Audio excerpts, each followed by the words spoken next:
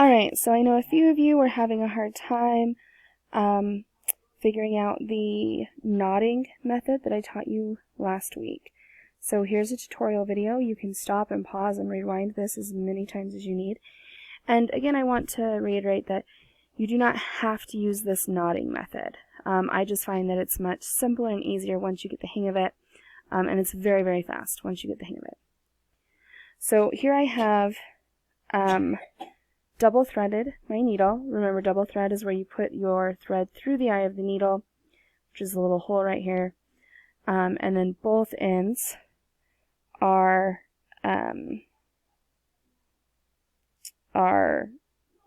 equal. So what I'm going to do now is take my pointer finger, and my needle is laid against my pointer finger, not on the pointy part, but on the flat part. And I'm putting the ends of my thread right there. Now this is a very short piece of thread because I'm not actually going to use it. I'm just using it for this tutorial, so I didn't want to waste a lot of thread. Your thread will be much longer than this. So the ends of the thread are right here on my finger. And those stay right where they're at. I'm going to leave those alone.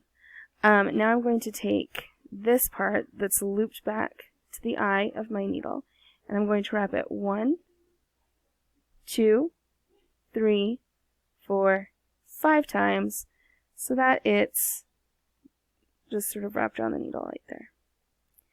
Now what I'm going to do, and this is on my right hand because I'm right-handed, but what I'm going to do now is with my left pointer finger and thumb, I'm going to grasp needle and thread right where I looped it, and I'm going to hold on tightly for the rest of this. I'm never going to let go until the very end.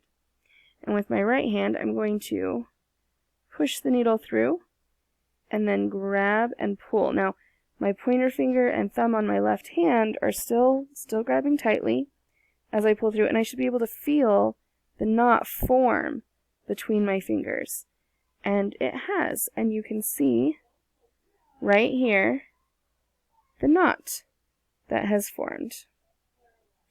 Again, you can rewind and replay this video as many times as you need to.